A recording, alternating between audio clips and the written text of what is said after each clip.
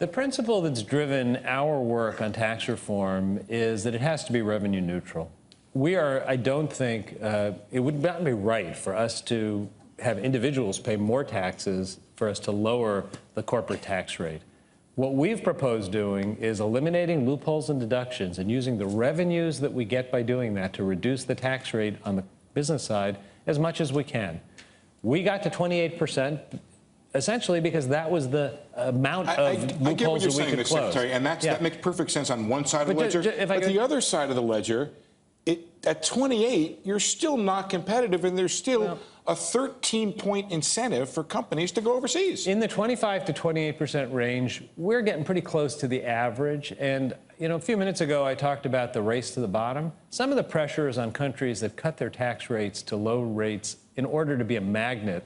If we, as we have discussed in the G20 and other OECD and other international bodies, truly believe that we need to close down the pathways to tax avoidance, we're going to need to conform to some norms. And having countries go to very low tax rates is part of the problem. We have our problem. We have a very high rate and a broken system. We need to fix our system. Some of them need to take a look at theirs as well. Is this a failure of the administration that you could not get corporate tax reform through? You know, I actually think that if you look at the history of tax reform, it often takes many years for it to kind of take hold, and it's not unusual for it to begin in one administration and finish in another. I feel we've made actually a great deal of progress working through bipartisan conversations to build a growing consensus around the kind of approach that I've described. I think that there's an environment now where the political environment is not one where it has been ripe to take up something like this. But the ideas that we've been promoting will be the foundation for action in the future. So I actually feel we've moved significantly towards business tax reform. You know, it takes a desire on the part of Congress to do something hard. Hard things don't happen unless there's a real desire to do it. And that you need a partner.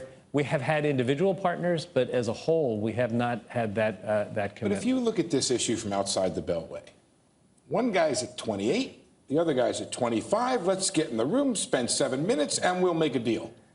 It seemed like you were impossibly close almost the entire time. You couldn't make it happen. You and I have discussed this a number of times, and I still don't have a good, not from you, but in general. Yeah, I do believe that the people that we've engaged with, you know, who've been leaders on the Republican side, you know, now Speaker Paul Ryan, some senators who've been engaged in it, we have had a lot of conversations that lead me to believe there is the basis for an agreement. I just think the time for that agreement is probably not the next 4 months. Do you look back? In terms of the need to do it, you look at the infrastructure component of this, I think there's an urgency right now to dealing with infrastructure. You look at the action taken by the European Commission, that is an urgency that we need to act if we want to protect our tax base. You have an alignment of forces right now that I think create a real opportunity. And I certainly think that's an opportunity the American people will be well served if Congress takes advantage of. Hey CNBC fans, thanks for checking out our YouTube channel. Here you're going to find videos packed with all of the information that you need to be smarter about your finances. You can subscribe by clicking right here and click on all the videos around me or the I right here to watch the latest from CNBC.